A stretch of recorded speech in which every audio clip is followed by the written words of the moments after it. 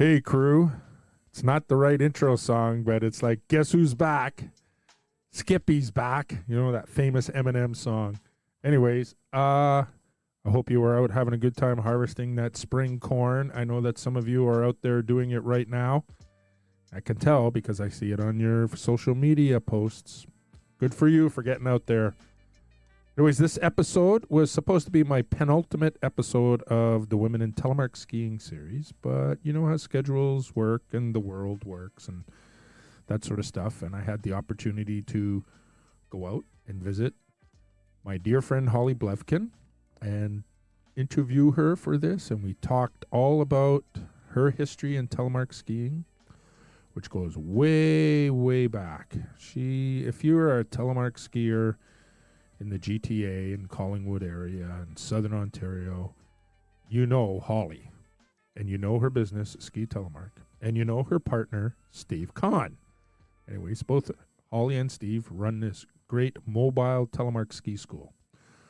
So it was with great pleasure that she agreed to do this episode with me, and I had the opportunity. I just raced right up to her house, got it done. I'm putting it out right now, so I'm meeting my schedule. Thanks so much, Holly, for doing this with me, and I hope that everybody enjoys it. I'm not going to do any further intro because she has done it all, like Holly always does. She takes care of it. Anyways, grab yourself a beverage, kick your feet up, get into a nice chair, or if you're driving, pay attention to the road, and enjoy this episode with Holly Blefgen from the Women in Telemark Skiing series here on the Skippy Report. Hey crew, welcome back to another episode of the Skippy Report, the Women in Telemark Skiing series. And I am on location north of Port Hope, overlooking Lake Ontario, visiting my great friend Holly Blefgen. And she is the owner of Ski Telemark, which is a mobile telemark ski school. She's a longtime outdoor enthusiast, paddler, runner, skier. She'll get into all that later. So grab yourself a beverage, as I always say, kick back, put your feet up, and enjoy the podcast. So welcome to the podcast, Holly. Hi, Keith. I'm very grateful to be here. Thank you for having me. And this is really nice to be able to sit across from somebody other than on a computer doing this. Oh, that real is much better live. Yes. It is. It is. So maybe you can tell the viewers who you are, what you're presently doing, and then we can delve more into your history. Hi. Okay. Well, my name's Holly, and everybody, often thinks it's Holy. It's not. It's Holly after a Christmas flower. I'm born a week prior, but came home and was put under a Christmas tree. So that's how I got my name, Holly. And I guess the premise of all of this is because I'm a snow baby. I love snow. Right. Very nice. All right. So because this is mostly about skiing, maybe you can tell us about how you were introduced to skiing. Okay, well, I was raised in a family by two artists. Okay, and they had no real ski experience. But we had a local golf course, and I just dreamed about being on snow, and likewise, I taught myself how to ski with a Christmas present of 2 red skis with the cable latch binding and a little leather boot. And so literally, I went out and practiced and tried to teach myself how to ski. Oh, so it wasn't even on like traditional cross-country ski equipment? No. Okay. My parents, bought what they thought was appropriate. Right. And then in their infinite wisdom, they took me to lessons at another golf course. And I had the most beautiful instructor. Her name was Twyla, and I'll never forget her. And literally, she taught me how to alpine ski. And we'd have to ski down the little hill, and we climbed back up and ski down again. So for me, it was, this is great fun. I loved it. What golf course was that? It was at Yonge and York Mills. There's a golf course at the top of the hill. Yes. There. Really? Yes. Okay. Oh, that's the one that goes underneath the 401. That's correct. So the listeners, if you're trying to figure out where we're talking about, Google Toronto and look for the Don Valley and the 401, and you'll see the golf course that goes underneath there, because there's an extension and there's a ski hill there now called Earl Bales. Now, there was another name for it before, wasn't I there? don't recall it, but Earl Bales Ski and Snowboard Center eventually evolved out of Right. further down by the city of Toronto. But that's where I learned. And then eventually the other place my parents used to take me to was Uplands Ski Hole, which actually still exists. It's on another golf course. And then Honeypot. So Honeypot.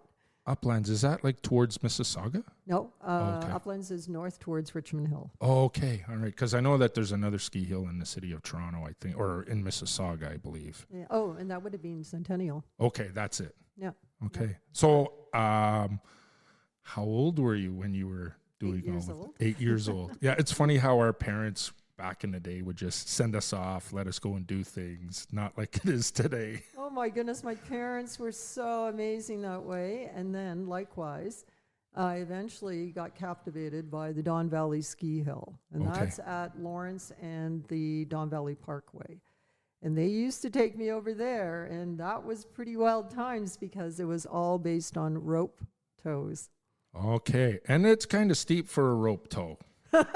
It was a great one, and that's where, you know, Steve Podborski started. Oh, really? That's right. That's where his career was started, and a lot of others that I knew. And we just used to terrorize the hill. That's what we did. Cool, because I know Steve's not that much older than myself, I don't think, and I'm trying to think. I don't ever recall, because I'm new to Toronto in 1977, seeing that, or new to the Toronto area, so I don't ever recall. I just remember seeing the rainbow archway for a walkway underpass, and I think there's like a Korean church up at the top Now of there the is, yeah. yes, Now today. there is. But I used to have, I would go right after school. Really? Yeah, my parents, and then on the weekends, I'd spend all my weekends there, not knowing, though, that there was a whole other network of Right. racing and a community up in Collingwood. Right. Knew nothing about it. Right. Right. Very cool. So how long did you do that? From Oh, I probably from 8 to 14 years old. 8 to 14 years old? And then when I got into high school, that's when it branched out, because several of my friends at high school were members at some of the Collingwood clubs. Okay. And so they used to would say, do you want to come up? And I would be like, oh, wow, really? Yes, I'd love to go. So I was introduced to Alpine Ski Club and to Craigleith Ski Club, and all of them had raced, you see. Right. I didn't race. I wish I had, but I didn't. Right. And then my other girlfriend who I skied with, her father was a skier, and we used to go often to Mount St. Louis, Moonstone Resort, and over to Medonti, Right. which was part of the Horseshoe Valley Right. group. So that's how I skied. Very nice. Okay, so that gets you through high school into university, because you did other athletic endeavors. Yeah, Other I was a cross-country 800, 1,500 meter specialist, Okay. raced to the national team. Mm-hmm. So, you know, one has a sport that's primarily for fun and one sport for competition. So Right. that was my forte at that time. And before I left high school, I have to comment, I was one of 3 women, 3 other girlfriends, and we were the first to go as a group of women to Alta, Utah. Oh, cool. In our grade 13th year. And I'll never forget that experience. Just because of the snow capacity, we skied the first day in over 4 feet of snow. Oh, my goodness. And when we went to the top, I broke my ski coming down. And a cowboy came along and said, hey, lady, you're never going to get down this hill. I'm going to piggyback you all the No way way. down the mountain. So that was my first wild mountain experience, and it was wow. Wow. Yeah, Yeah, it definitely. was. In the Wild West. In the Wild West, and I loved Alta, I have to say. Yeah. Phenomenal mountain, Yes, when the snow cycles or the storm cycles hit, it's incredible. yes. So after high school, you went off to university. Yes, I went to University of Guelph, and I went originally to go to become a veterinarian. Okay. That I realized after first year, I'm thinking, wow, how am I going to know so much about so many different species of mammals? And I thought, maybe I really should focus on one. Right. So I love movement and I love sport. And so I decided to enter into the human kinetics program at the university, and I loved it because I came out of that degree knowing how man moved. Okay. And that was exceptional because I could understand the biomechanics, the physiology, the chemistry, and I thought, wow, I want to make a life out of this. However, at the time, the only focus for kinesiology was in the clinical world, so I went on to work at several centers like the Human Macmillan Center, helped cerebral palsy children and adults. I worked at Sunnybrook Medical Center's first trauma unit and developed their whole database. And then I went on to work at the Addiction Research Foundation in Toronto, and I did a longitudinal study with the Sunnybrook Medical Center's trauma unit.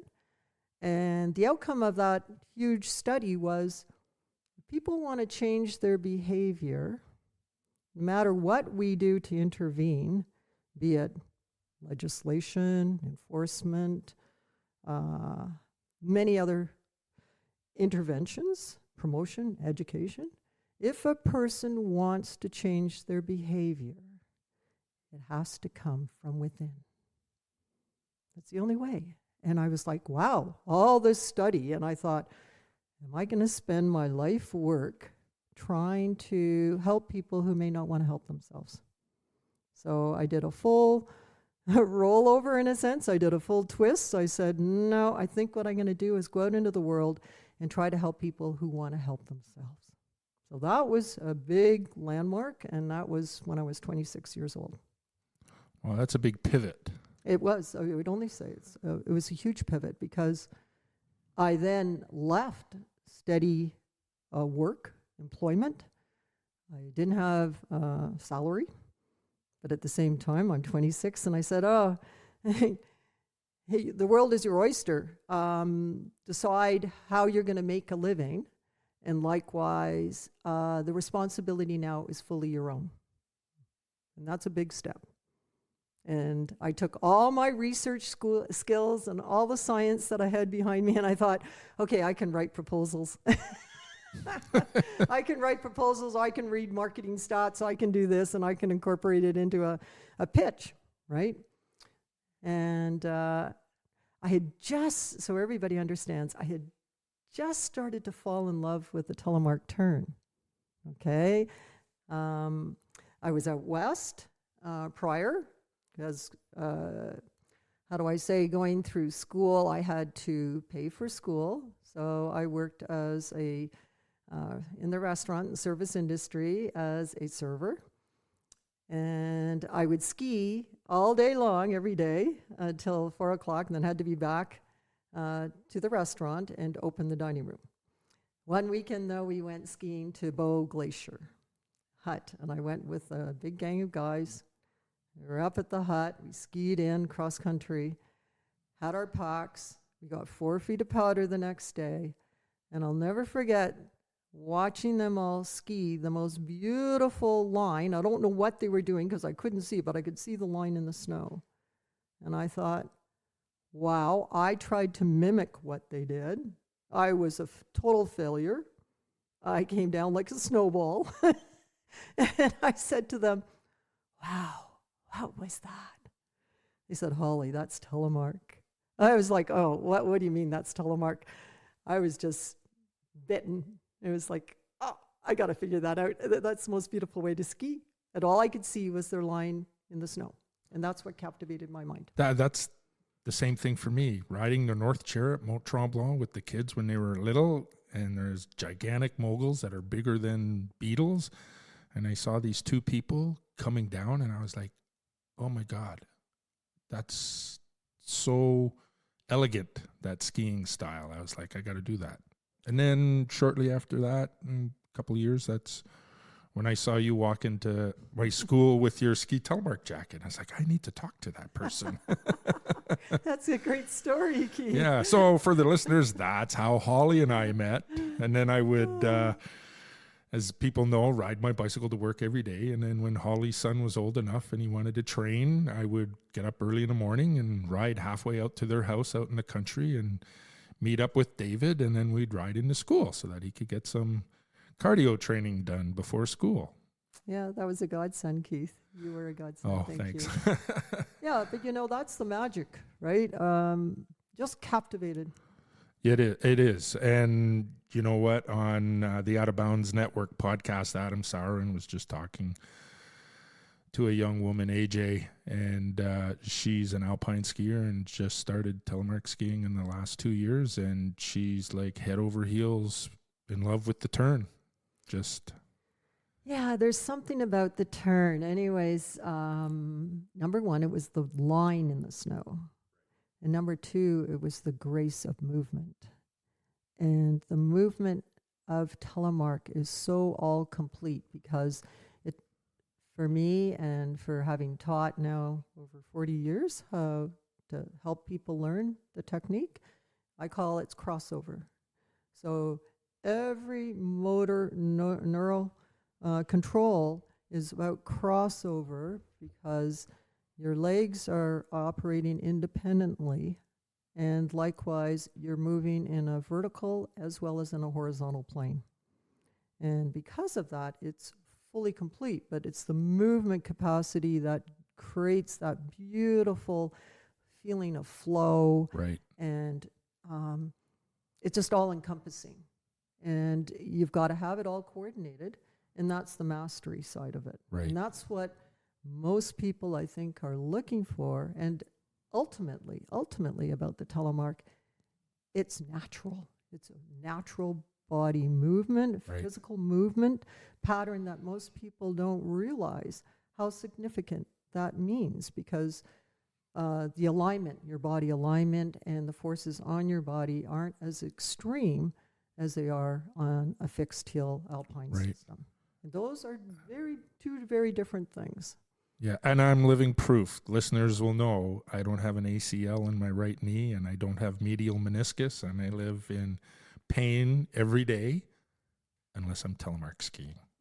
And I don't wear any big braces that most alpine skiers would wear if they were skiing and they didn't have an ACL. Wow. So it was and the same for me. I mean, at university, I was teaching alpine. So I got my certification teaching alpine, and I was teaching a very large man, tall man, at a center. And I was standing on the side of the hill, and unfortunately, he was learning, and he ran into me. Right. And I was standing there, and I did a slow twisting fall. My left knee was hit very badly, and it tore my medial collateral ligaments. And likewise, I was told by the surgeon I would never ski again. Right. So when you have a passion for a sport and then you're told you cannot do it, especially when you love winter, I couldn't live with that outcome. Right. So you can see why the channel I chose, okay, I've got this opportunity. If I can cross country and if I can learn to telemark and it doesn't bother my knee and it strengthens my knee joint. Correct. Wow, I'm going to continue to pursue it. And you're the person, because I always talk about this, and you'll back me up, I know, being a kinesiologist, how, because telemark is dynamic, how it builds a stronger knee joint. Oh, absolutely. Absolutely. Having a free heel minimizes the amount of stress that goes up the leg. And likewise, when you are going into a genuflect, or so-called a knee flex, it's natural. There's no torque on that joint. And we have to think about that. And a lot of people don't realize those forces and how powerful they are. And you're just human body. Yes. You're just biological. So at the same time, you've got to look after your body, right? Mm-hmm. All right. So you've made that pivot, doing what you're doing. And so how do we go from there to where you are now? It's a huge leap because you've been teaching for 40 years.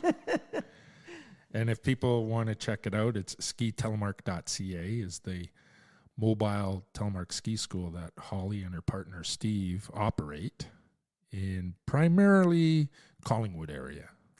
Yes. Now. So how do we go? Yeah, we'll go back to. So I think what I'll do is,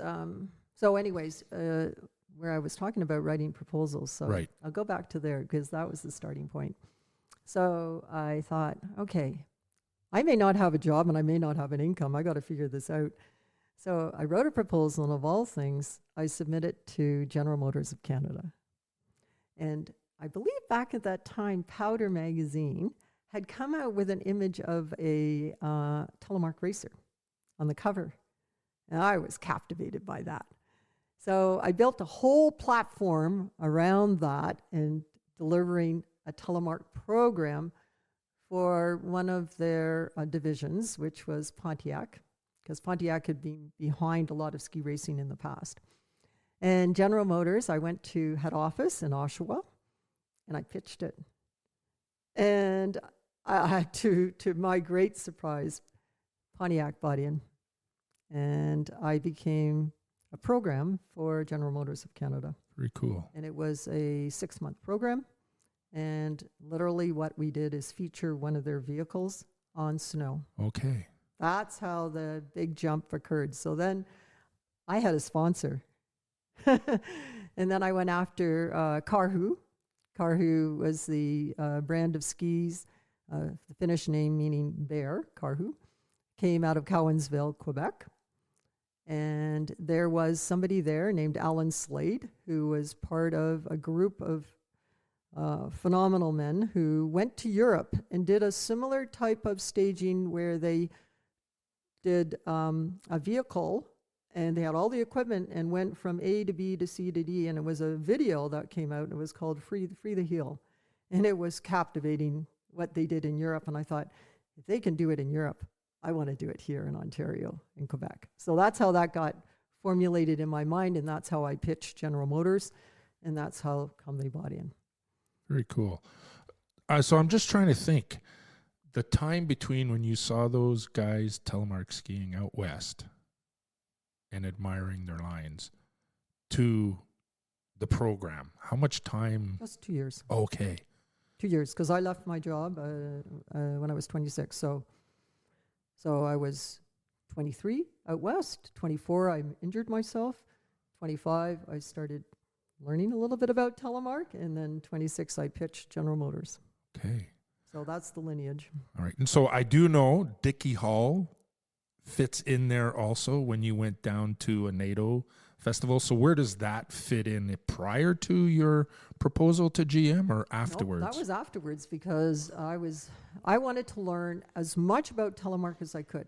And I was going to go to the specialists that I had heard about and eventually revered, and likewise thought, I've got to go. And prior to getting the equipment for General Motors, I'd gone down, Steve and I had been teaching ourselves how to telemark.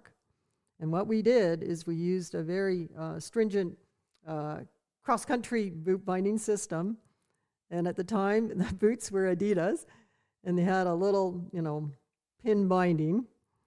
And we had our first mountain skis. That was Kazama Mountain Highs. And I finally said, I think I better go down and get some training. And I went down. Dickie Hall had a weekend workshop. I went down by myself. And after the first day, he said, Holly, can I see what's underneath that gaiter? Because I was wearing a gaiter at the time. He flipped out. He said, pardon me, you're trying to telemark with a simple little cross-country boot binding system? I said, yes, I don't know any better. The next morning, he said, Holly, I'm bringing you a pair of boots. And he brought me a pair of Merrill leather boots. That was my first time ever wearing a Merrill boot, was with Dickie Hall. Oh, very cool. At one of his workshops. And it was like, wow, night and day. And I can't bless Dickie for his insight. Like, he was fabulous. Yeah, it certainly was. And I'm glad that I got to go down to meet him when he did his last NATO festival at Mad River Glen. Yeah, I revered him. Yes. Mm-hmm. Okay, so you have your program with GM. Mm-hmm. So where do you've highlighting vehicles, primarily up in Collingwood area? No, actually, the mandate was that we served as many of the resorts as possible.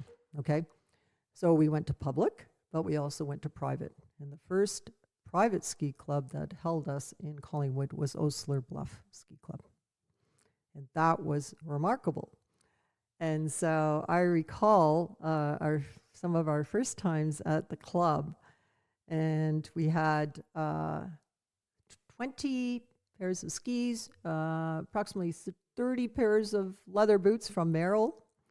And we were put in what's called the boot room, and literally we had like a rotation, and we had 10 instructors, and we literally rotated every 2 hours, and it was absolutely phenomenal. So we probably sometimes did 40 to 50 people a day. Wow, that's crazy. And it was crazy. What year was that? That was back in don't you're gonna age. Sorry.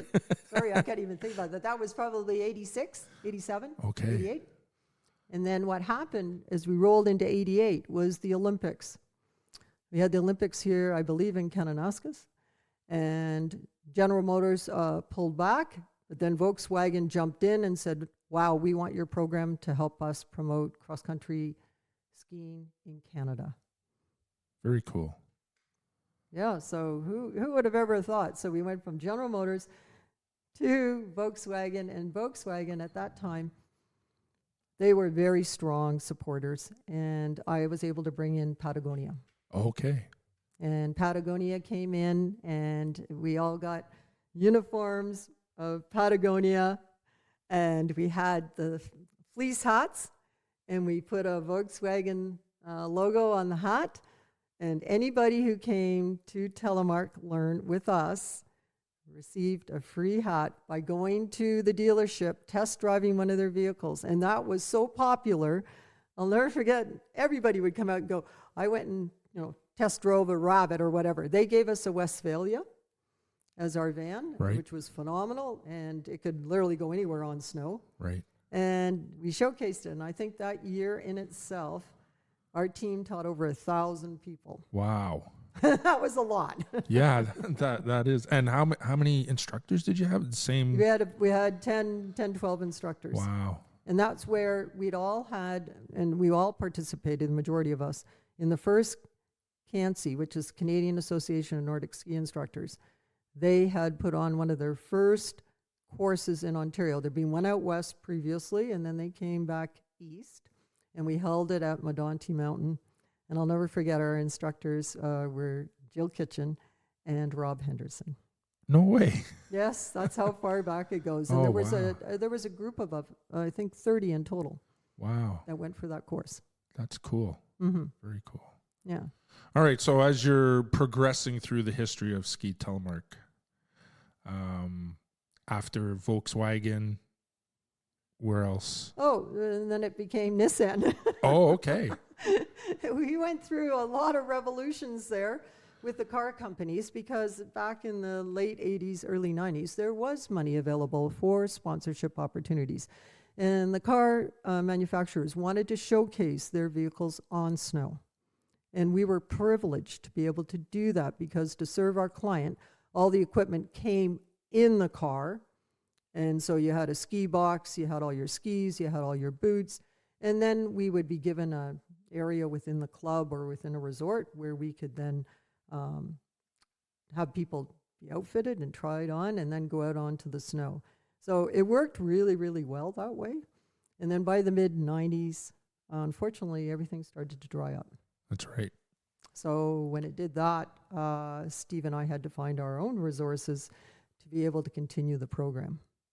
Right. So sponsorship continued, but not at the level that it was originally. Right. Yes. Yeah. So we were really blessed. Mm-hmm. Yeah. And that's around when I think I came on board, was around the mid to late 90s. Yes. Yeah. Mm-hmm. So Holly and Steve still maintain a fleet. I think this year was your 41st year. Yeah, we call it 40 plus 1. 40 plus 1. I feel like I'm starting all over again, because now we offer, as part of our program, the full step-in boot binding system. That's the new NTN. That's with Outlaw X by 22 Designs. Had phenomenal take-up of this new system. And Scarpa is our boot manufacturer, and Rossignol is our ski sponsor. So we've been very, very fortunate to continue that. I remember when this was like 20 years ago that NTN came out with, because you would work with Sojourn, an outdoor retailer in Barrie, and everybody was, I remember Steve had these boots and bindings, the Rotafella binding and crispy boots, and everybody was like, oh my God, what's this? Yeah. So it's taken a long time to get where it is now. Yeah, so Steve is exceptional that way because he's our operations manager. He knows his equipment. He does all the mounting of our fleet. But he was given the first prototype crispy boot and the first prototype NTN binding from Rotafella. And so he played with it and experimented with it because to make an investment, you have to really know your equipment inside out, and you want to ensure that what we are bringing to the offer is that it's sound, okay? So with the Rotafella binding, what we'd heard and saw with some of our instructors, because they also experimented, is that when Rotafella, though unfortunately can break, there's no replacement parts. And we thought, well, if we need to replace a new binding at a cost of $700 to $800 per unit, maybe that's not the solution that we need. So we stuck with the Rotafella R8 and the R4 for a long time because it's in the R4 binding, it's adjustable. It's got a cable adjustment, and we have, a range of boots, but you always had to customize according to the ski length and everything else. So you have to think about all those factors. And then when 22 Designs came out with the Outlaw, they had put a lot of R&D into it, and we really valued that. And likewise, they told us, well, if you need parts, we'll get them to you in 24 hours. And we thought, okay, that's perfect. Because, we saw the evolution of everything. So we always want to bring to the table the best that we can offer so our client gets the most positive experience possible. Right. Now, it's interesting because when you're, Josh Madsen, he always talks about like 22 Designs. They're the more forward R&D thinking of the manufacturers at the time when I was talking to him. And now we have Bomber with their step-in 75 millimeter binding, and that can convert to NTN.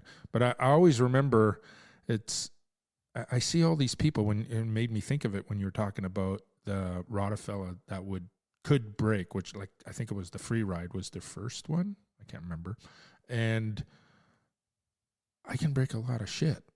But I never seem to I see people and they talk about bindings breaking and skis. And the only thing I've ever broken were those crispy boots when I was teaching.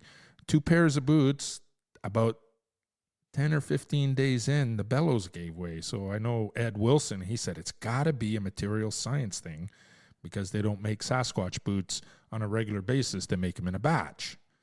And so I don't understand the breaking of gear from normal-sized people, because I'm not a normal-sized person.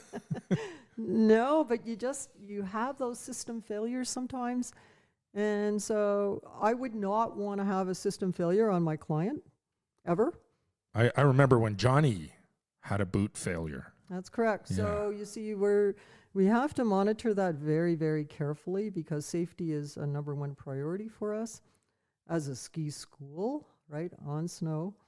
So you need to make sure that what you're putting your client on is reliable and it's safe and that there's a comfort in getting it on and off, right? So those factors have a big impact on us.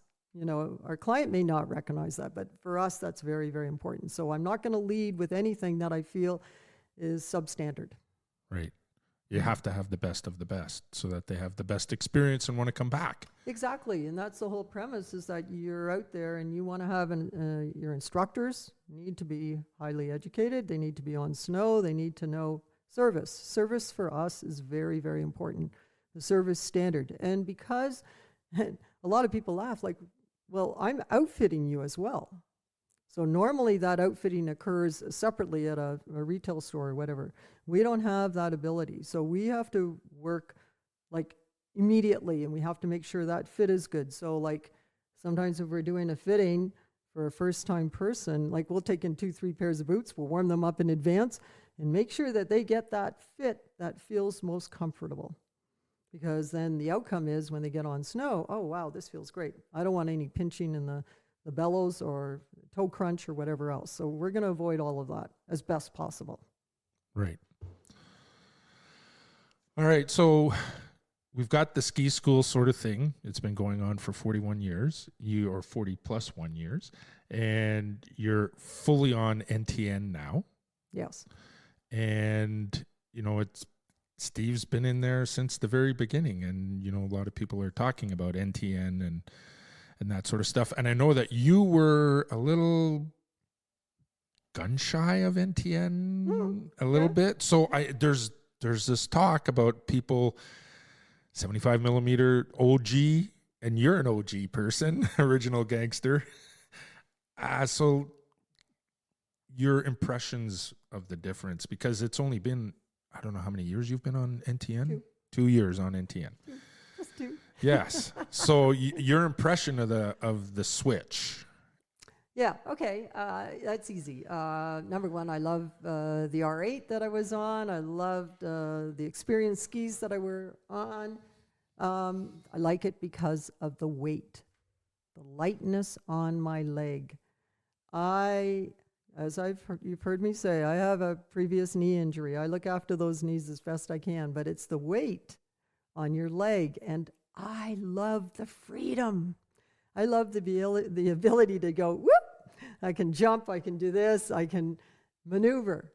I love the lightness of the whole componentry.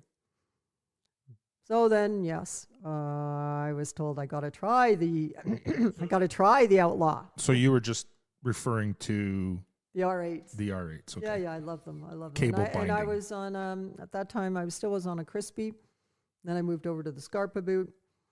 And I love an Italian last in a boot. Both Crispy and Scarpa are known for that. So I love the boot, the Scarpa. And then I was told, okay, you're going to try this new step-in. I was a little, and I couldn't flex the boot at first. Women, most cases don't have the weight or the power to flex the bellows. So I had one of my other instructors get in my boots and break them for me because I couldn't do it.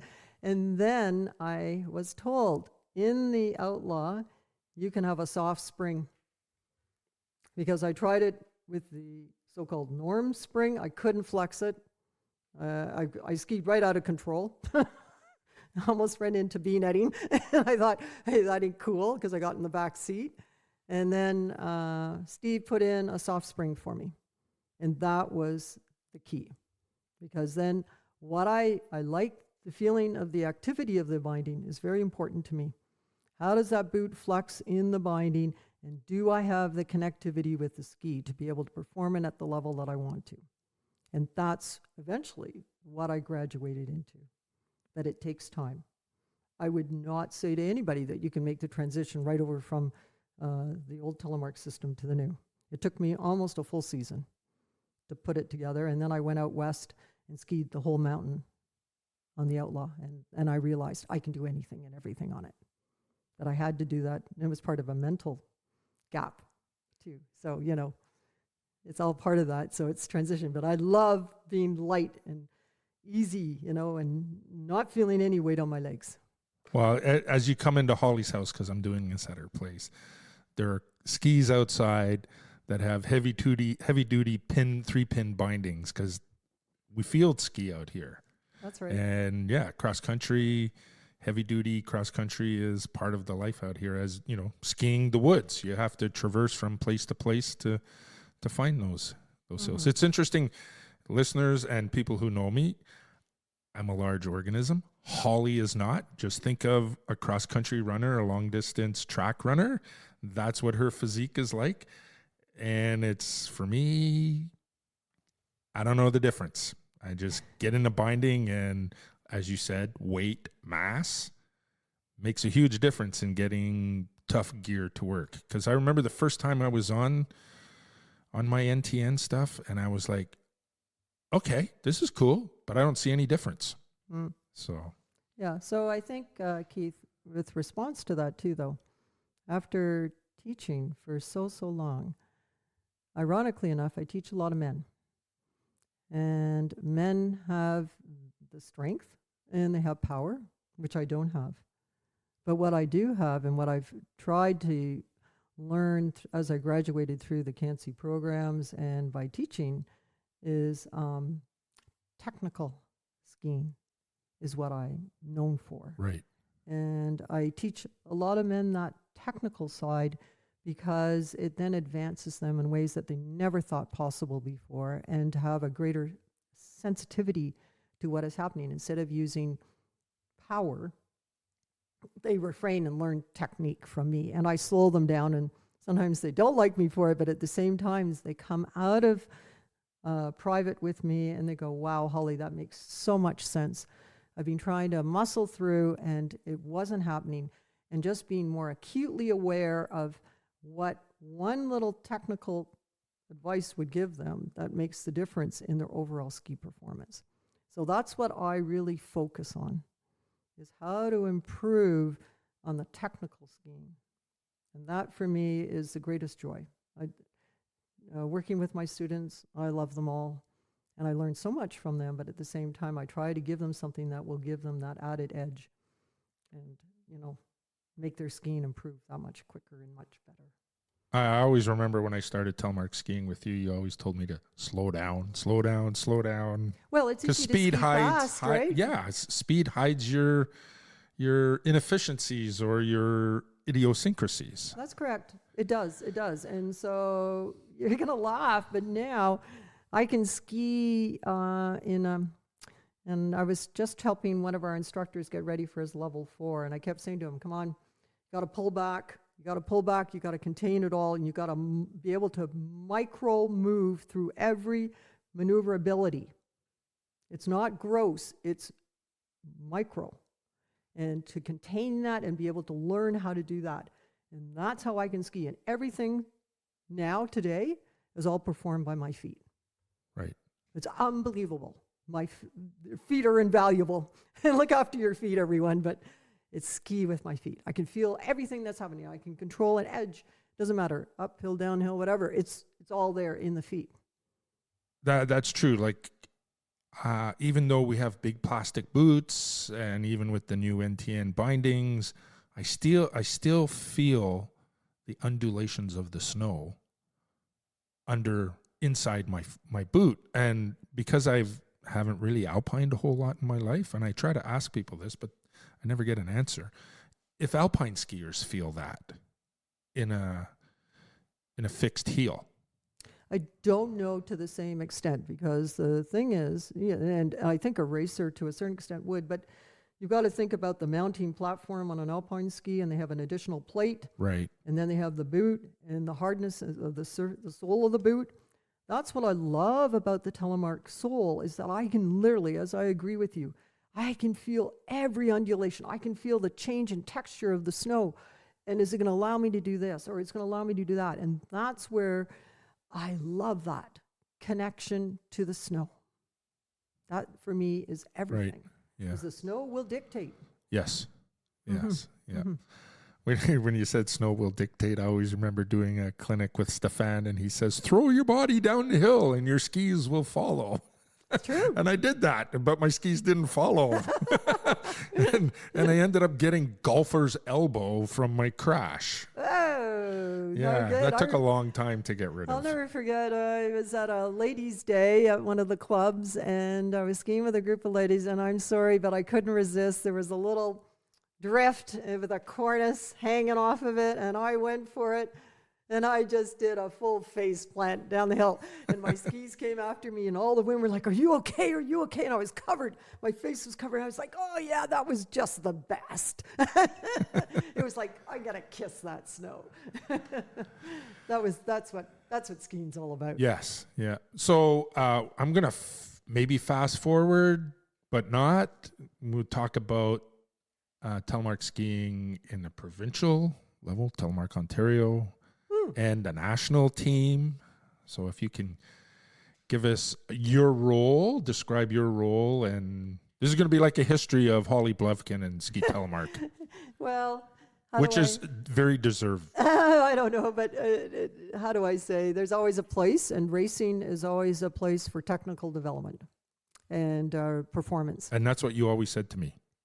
When I And- first learned to ski and I was a newbie, you said, you should come and teach because teaching will make you a better skier. And then once I did that, you said, you should come and race because racing will make you a better skier. And I think it did. And I remember this one point in a race at Devil's Glen, and I can't remember the name of the run where we would normally run the races. But Stefan set a course, and I'm going through the course, and it was one of those times where time stands still. And I was like, Stefan sets a pretty good course because I can think about other things between gates. So Yes. I was improving at that time. Well, I have a racing background, right, in a different capacity, but it's always achieving excellence. All right. How do we go forward and how do we bring the sport alive? Yes, I referenced the Powder magazine with the racer. I went and raced in a number of U.S. nationals in Telemark. I then raced in World Cup.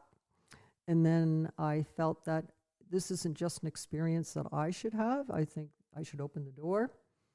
And because that's how a sport grows and becomes coveted to a certain extent by a body or a community of people. And Steve and I thought, okay, how are we going to do this? So we actually broached this opportunity with, at the time, the Canadian Ski Association. And there was a wonderful man named Ron. And he said, Holly, if you want to make a branch of Telemark Ski Canada, I will help you. And I thought, wow, there's somebody at that level who would and believed in us. He said, but you've got to host a number of events and you've got to do it eventually for the nation, right? That's a big call to order because we were just volunteers. There was no, at that time, no money available to do any of that. And we're a gigantic nation. It's not like Austria where it only takes, right. It takes several days to go from one end to the other end. So because of the evolution being part of it, right? So when I went down to Steamboat Springs, for example, I would meet other Canadians from the West. So I knew there were other pockets of people, but how do you unite us?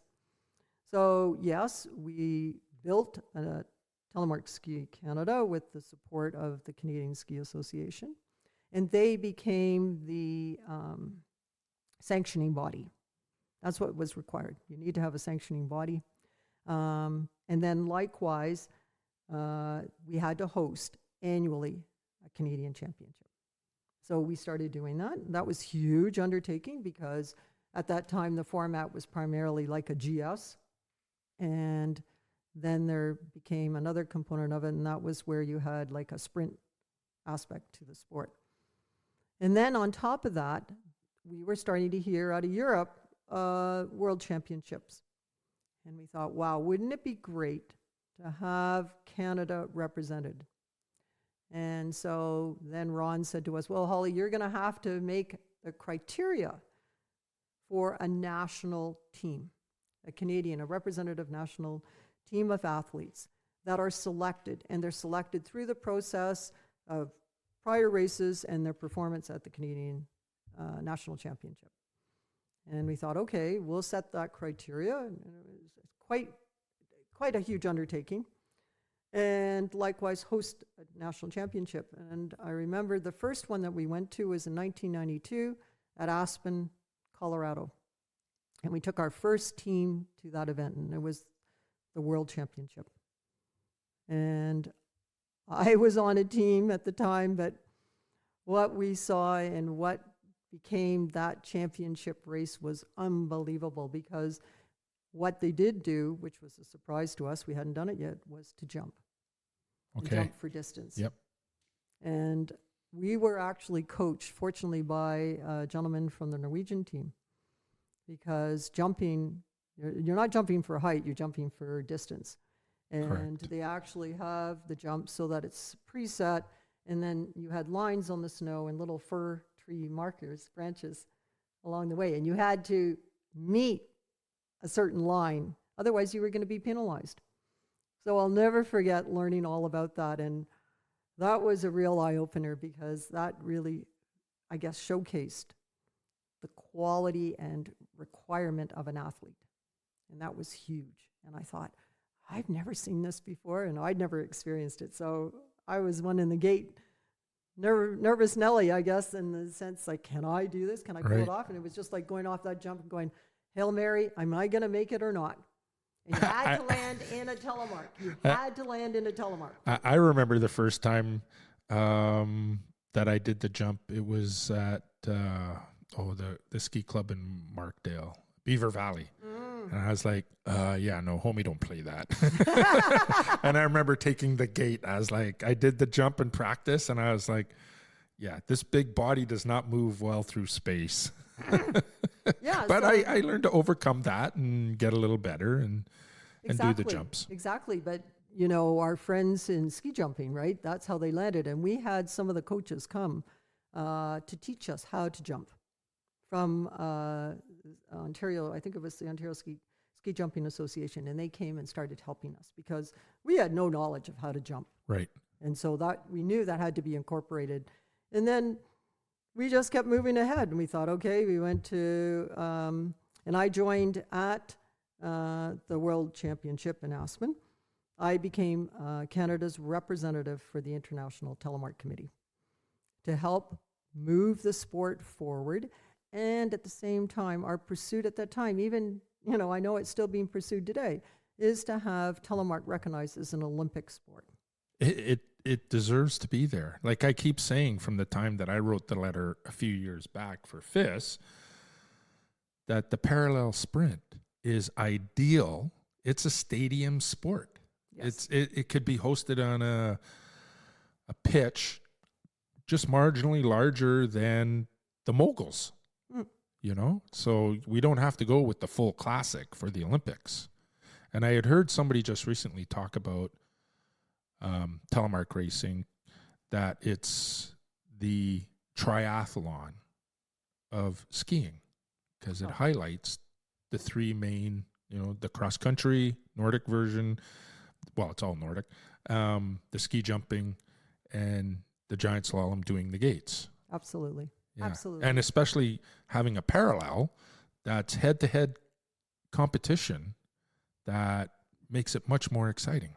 Oh, yes. And I've watched them. I follow FIS.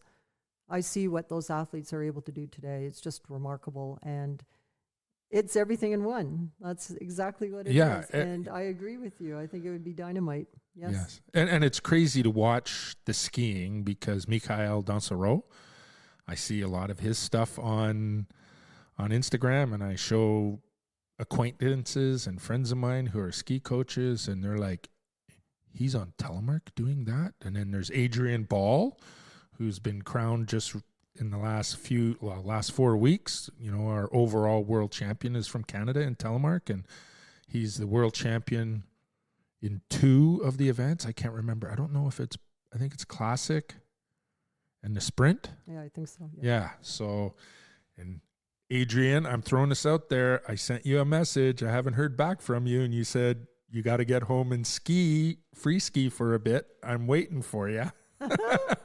I'm coming for you.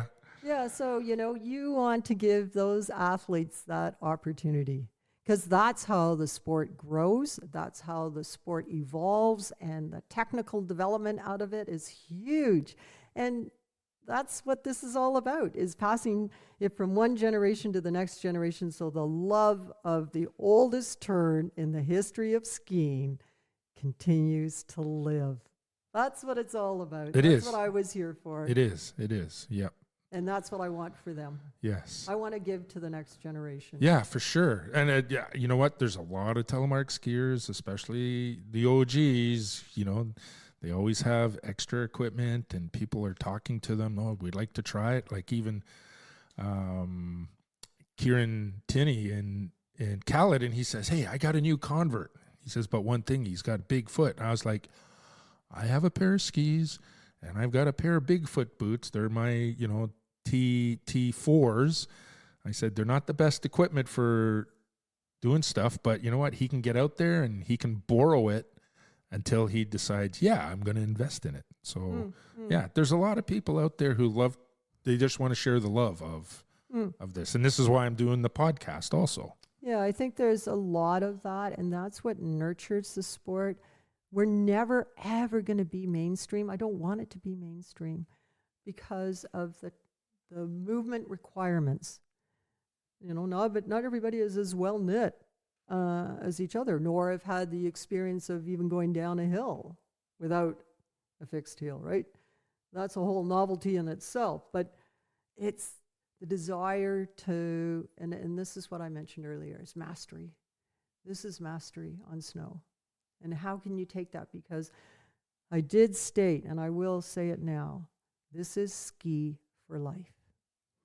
I have taught so many people. I actually met somebody this winter, the son of a father I taught in his late 70s and 80s. And his son told me he used to come home and say, oh, man, I was just out with Holly, and we just had a great time together. And that kept him on snow right till his nth day. Right. And that's how I want to be myself. Yeah. That's why when I say 40+1, it really doesn't matter, because I can still ski, and I still want to give that gift and that joy to the next person, because that's how the sport lives in our hearts. It does. And when you're talking about the technical stuff, I don't know. I always say if you're a telemark skier, you're a gearhead or a pothead. And you know what? I don't know if it's the teacher in me or what. Like, I love skiing with my shadow, and especially when the sun is right behind me, and I cannot do a run without thinking of something at some point that somebody's told me, oh, you should try this, and you should try this, and you should try this. I always remember Steve telling me when we're doing our can't see stuff, about getting into the next turn before the fall line. And you know what? It's taken me a few years, but I'm finally there, and I, just keep working. Yeah, but Keith, that's where you have skill. And that's where you've achieved balance. Yes. As Stefan would say, balance. Yes. Exactly. See, so that's that little motor control, right? Like, it's just finesse. Just such beautiful finesse. And that's why it's learned for life. Ski for life, right? It's like, wow, I'm always learning when I'm out on snow. That's what I love about it. There's never a day where something new doesn't pop up, and I'm like, oh, Holly, wake up. Oh, cool. Well, you know what? That was like just the other day. I was doing a module with the PSIA, and it was on movement analysis. And I was watching some videos, and they were talking about pressure and pressuring the whole ski. And you could see they included videos of different skiers and people in the back seat. And then I thought, my realization or my aha moment was, I see all these people talk about pulling out of skis, and they don't really say what happened. They just show the ski. And I'm thinking, in my knowledge of physical movements and all that sort of stuff, they must be skiing in the back seat, just like I saw in these videos, because they're turning or they're putting pressure on the ski from the back of the binding to the tip. Because you always, we pull out of the front, and there's an awful lot of pressure or tension on those screws that are holding our binding, because we're only held in from the front. We don't have anything in the back. And maybe that's why they're pulling out of the skis. Who knows? But I just know that that's the joy, and that's the connectivity, is just that you can harness within yourself that movement and transfer it to the ski, to the snow. And the one thing, too, that I love about Telemark is it's not hard on the snow. It's light. I always tell everybody, please caress the snow. Be gentle. Be nice to the snow, right? And they all look at me like, are you crazy? But when I see a powder line, I'm going to be able to say, hey, I know what's going on. Or I can see it even in everyday, groom snow. I can see the line. Right. But caress the snow. Well, I always say it's the fly fishing of skiing. Yeah, I would agree with you. And everybody's got that. Yeah, you see what a fly fisher does, but it's when they master the roll cast, and I think that's a telemark term. Is the roll cast in fly fishing. It's all finesse. It is, and that's the beauty of it, right? Yeah. That's why I only to encourage everyone to at least give it once or twice a turn, but recognize that you're going to be learning, and it's going to be some people will learn a little faster than others, but there's the growth of you, and that's what keeps people engaged, right? Oh, I want to figure that out now. Oh, how can I do that? Oh, I used to be able to do that, but I can't do it. I got to find it again. So when we're talking about like going from alpine to telemark, are you seeing a difference in competence or feelings with NTN? So if you go from alpine gear to NTN, knowing the stability and the power that's in the equipment, is it an easier conversion for alpine skiers? I think for some, I do.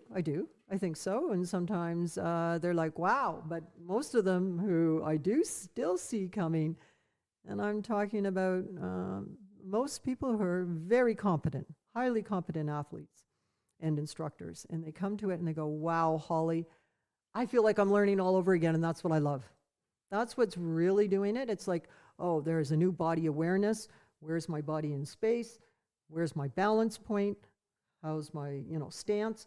And they're like, hey, that was so much fun because I was learning again. So it's the learning curve that really entices, I think, a lot of people to it too.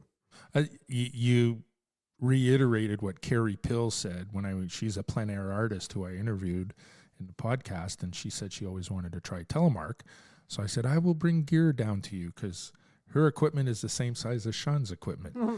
And so I got her out there skiing, and then midway through the day, I told her I would ask her midway through the day what her impressions were, and they were exactly what you said. Mm. Yeah. So wow, that epiphany came really early. Yes. Lucky her. Yes. And you know what? She's not, if I can remember, she's not a lifelong skier. Mm. Yeah. So she's come, into skiing later than. I think the other thing, though, that's very interesting, Keith, is that for all the students, I can remember. I may not remember everybody's names, but I can remember how they ski.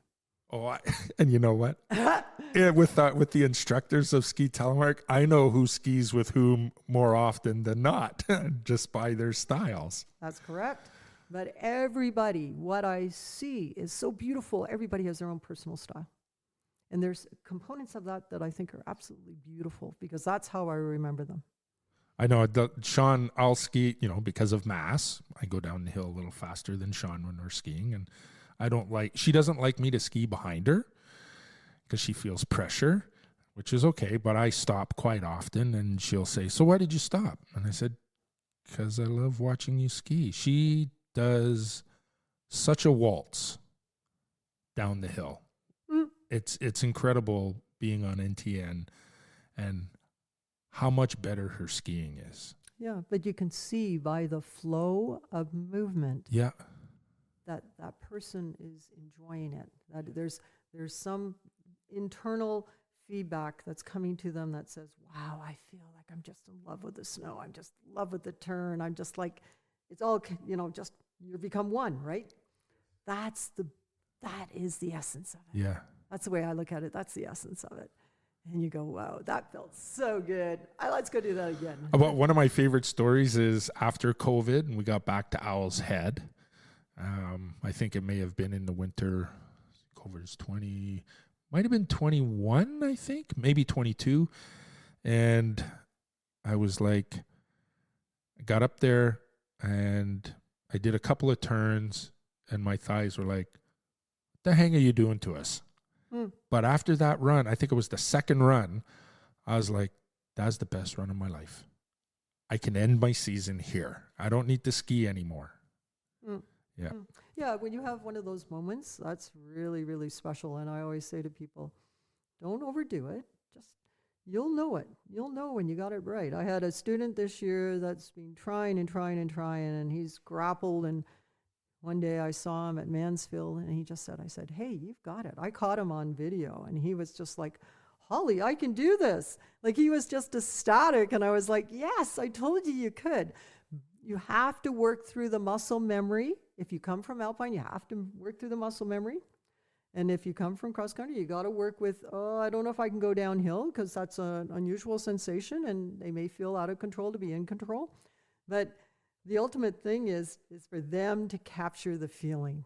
And when that translates, it's like, oh, voila, I'm going to go, right? Like I'm captured, right? Like Yes. I love it. Yeah. Right? That's Yes. the beauty. Yes. So, plans for next year? Oh, plans for next year? 40 plus 2? Yeah, 40 plus 2. I got to keep my fitness up, and I got to get a new bike because I got to ride a lot. My son has shown me that downhill mountain biking really helps me. Well, it's interesting because Sarah Ellen Goddick, who's on the U.S. national team, she says the same thing. She does downhill mountain biking, and she says it helps her a whole lot with telemark racing on the World Cup scene. Yeah, I would agree with her. And my son's been taking me to Joyride, and I figured out how to pump. I couldn't at first, but that pumping action really helped me in my telemark too. So if listeners don't know, Joyride is an indoor BMX track. Yeah, it's kind of, it's expanded, but there's all age groups. But I actually I rented a bike, I'm learning, and I'm like, wow, how do I accelerate the bike? How do I absorb? How do I give lift? That's all part of skiing too, right? It's just in a slightly different context, but it really helped me. It's like, wow, I got to do more of this. You know what? I don't know if it's my mass or what, but I always enjoy getting the energy back from the snow and my ski. That doesn't happen a whole lot, but when it happens, I was like, oh, yeah, that's so good. Exactly. That's rebound energy, right? And in a lot of my classes, I will talk about conservation of energy, which I think is also very, very important, especially as you get older. How are you going to maintain yourself, right? And how are you going to utilize that energy or find that energy and be aware of it and then utilize it and take it back, right? So it's not just always output, there's input too. And that's what you have to think about. So I do talk in my classes a lot about conservation of energy and how do you utilize that in your ski performance. I think it's really important. I know I've learned that over the years. I remember the first time it happened that I realized how to conserve energy. I was skiing with Melissa Wilson at J Peak, and I said, let's do some nice instructor turns. So we're doing these really nice flowy turns. And this guy and his kid got mixed up in our turns and junk, and I was like, okay, I got to get out of here. And he decided he wanted to race, I guess, and I just pointed my tips downhill and float all the way down to the bottom of the jet, and I was like, that didn't take much energy. And even this year when we were skiing at Owl's Head, we had some spring skiing. There was some runs not groomed, but they were open, and the snow was really sticky. It took a while for the corn to corn up, and I was like, oh, this is killer. I remember why I don't traverse the hills so much. But when it changed and it was a little more flowy, there was a better conservation of energy. Yeah, there is, and but it's being able to feel it and understand it, and where that's coming from, and how to utilize that energy, and then make yourself as an efficient skier as possible. Right. It's all down to efficiency, right?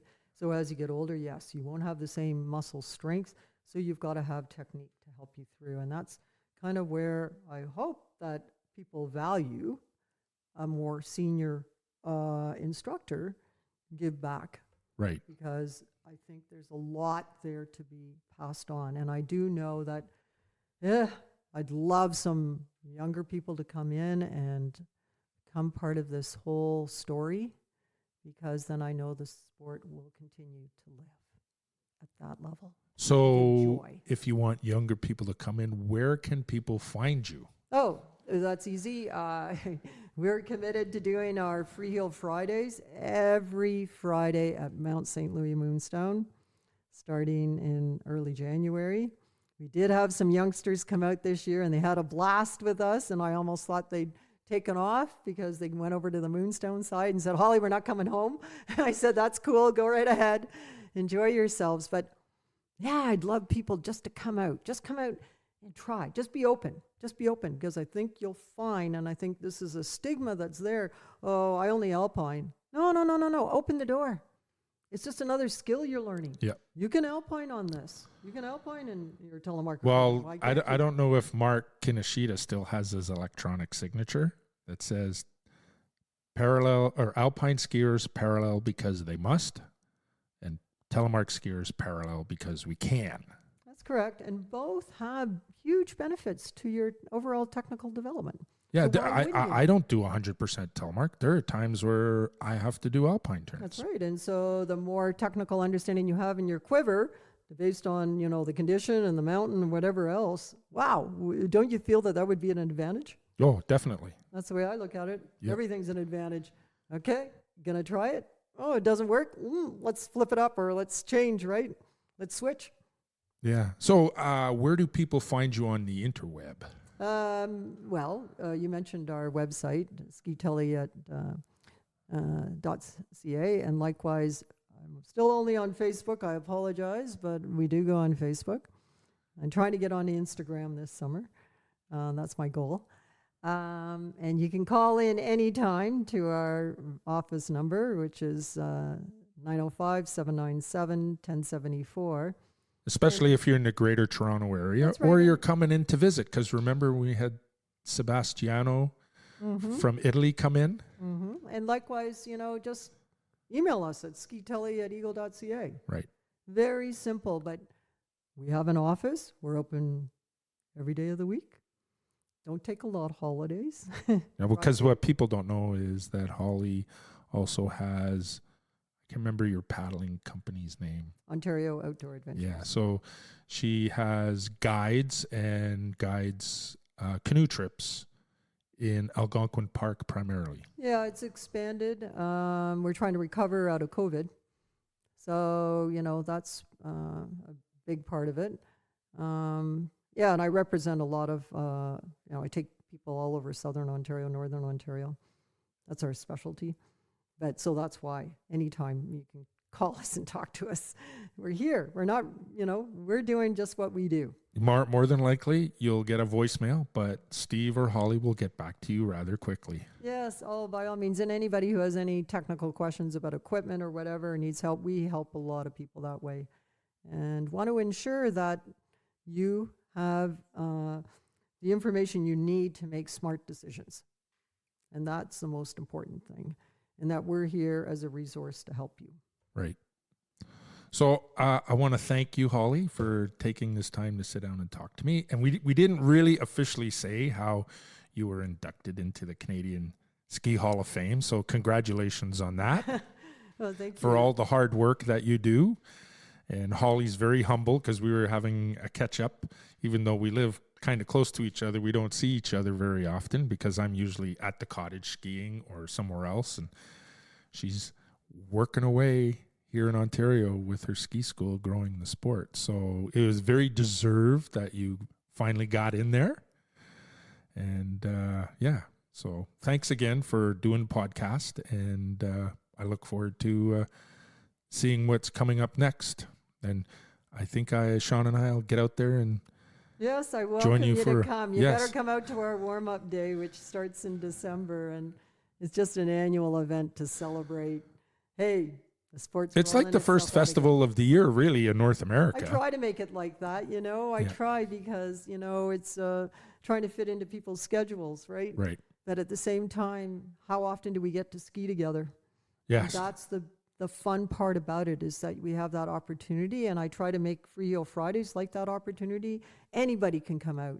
Just come out. If you want to come to one of the clubs that we serve, you just have to come and give us a 4 to 5 day advance notice. As a guest, we are given that privilege to have you come in with us, but we just need that little advance notice for the club. So we try to keep that door and give you very train opportunities, right? And then maybe, just maybe, I might have another ski tour next year. That'd be cool. So I know I always about enjoyed where I wanna working go. for you because I would arrive really early so I could get the best parking spot. I always thought, this is like being a tennis pro. And I would show up, see Holly for first thing in the morning, and she'd go, here's your ski pass, go warm up. And then do laps and come in and check in with clients and then Yeah. take them out. And that's the one thing. If anybody wants to ski with us, it's all now, everything is online. You can register online. E-transfer is easy. Bookings are much easier to be done now. COVID did help us in that capacity because everything is staged. So when you come to the hill, if you want to be there for a 9, 10, or 11, we go out every hour on the hour, and you're guaranteed that opportunity. And if you need equipment, though, we do need advance notice because we do have a full staging of equipment from women's a small 23. And we're hoping this year we'll get some men's 13s for them. We're locked in at 12 right now. We've asked for a special order from Scarpa. So. Oh, well, let's hope that goes. That would be really great if that happened. Yeah, for sure. I don't want to ever turn anybody away. All right. Well, thanks again, Holly, for taking the time and sitting down with me. Oh, with so great, Keith. I can't thank you enough, and I'm hoping you and Sean will be out with us. Oh, yeah, for sure. Thank you. All right. Thank you. Well, crew, there you have it. Another episode of the Women in Telemark Skiing series. A gigantic thank you to Holly Blefgen for letting me come up to her house and do what I do on very few occasions, is sit down face to face in person with somebody and interview them. And a huge thanks for Steve for vacating, and he was going out doing Holly's List out in the yard. Anyway, if you're looking for Holly, and I highly suggest it if you're a local alpine skier, or if you're coming into Canada, because we've had this before, and you want to try telemark skiing, look up Holly Ski School, skitelemark.ca. And as she said, she's on Facebook, and you can find her there under the same handle. And congratulations again for being one of the newest inductees into the Canadian Ski Hall of Fame, Holly. And congratulations, hopefully, on a very successful, snowy 42nd year in business with Ski Telemark. And thank you to the listeners for listening to this series. It's not done yet. Check back in a couple of weeks. I should have another episode. Thanks for tuning in. Peace out. Skippy.